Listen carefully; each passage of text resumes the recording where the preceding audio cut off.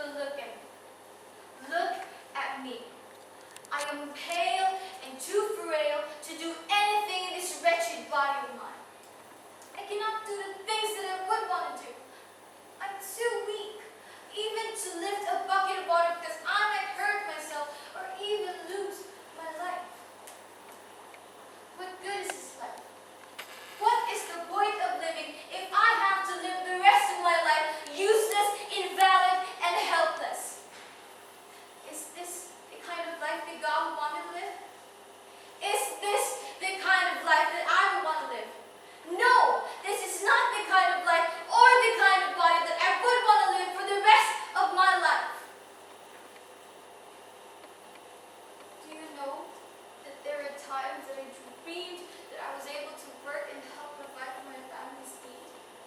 I dreamed of being able to do house chores without having to worry that I might faint or get too sick, even just to eat by myself. I dreamed of being able to travel and go to far places, tagging along with my friends as they go to the temple or the marketplace to buy our daily provisions. But all of it are just dreams. Dreams that will haunt me at night or every time I close my eyes. I am tired of dreaming. I am too tired of this life. If there is nothing that God can do for me, then I would rather you would take this wretched life away from me. Don't lose hope. You dare tell me not to lose hope? Who are you to say that to me?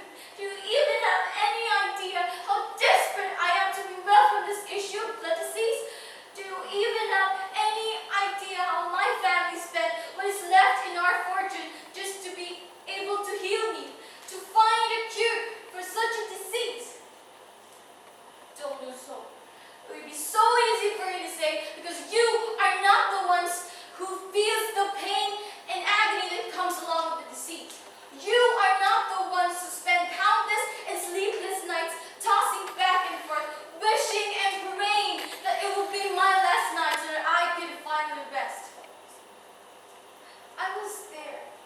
I was already at that point of taking away my own life just to finally get rid of all this pain and suffering that I've been enduring for such a very long time. When I was at the lowest point of my life, and I say the lowest, I mean I was already at the point of taking away my own life just to be able to get rid of all this pain and suffering. Outside our house, I hear people murmuring. Yes, they were murmuring. It wasn't about me they were talking about. It was about someone else. Someone who's been creating quite a stir for several months now. Yes, I've heard of him. I've heard about this man of what he has been doing to the sick, the dying, casting out demons, and even resurrecting the dead. Could he be the one? Could he be the man that I need to make me whole? I have to see this man. It doesn't matter if I'm too weak to walk. If I have to crawl just to get to him, I would do it because I know and believe from what I've heard he can heal me. My heart was pounding very hard and beating too fast with too much excitement. I was finally able to meet the man I've been hearing about. It has been my prayer day and night that he may come to our town so that I could finally meet him. But I'm too tired and weak. I can't breathe properly. Too many people. Too much crowd. He's just a few steps away from me. I can hear his voice. Please, let me through. Let me touch him. That's all I need. Just to touch the hem of his clothes. I just have to get through this large crowd. I'm just a few steps away from him. I'm almost there. It's within my reach. I touched him. I finally touched the hem of his garment. What is happening to me? Something strange is happening inside of me. The moment I touched the hem of his garment, something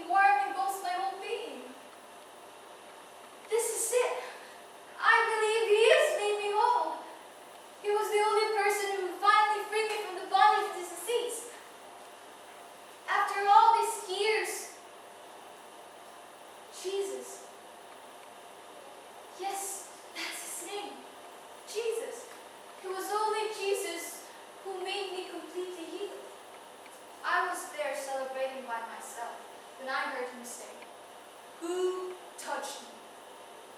I was stunned. At the same time, got frightened and scared. I wasn't expecting to notice what I did. Out of hundreds and thousands of people following and pressing on him, he felt that one special touch. I didn't have a choice but to admit I did.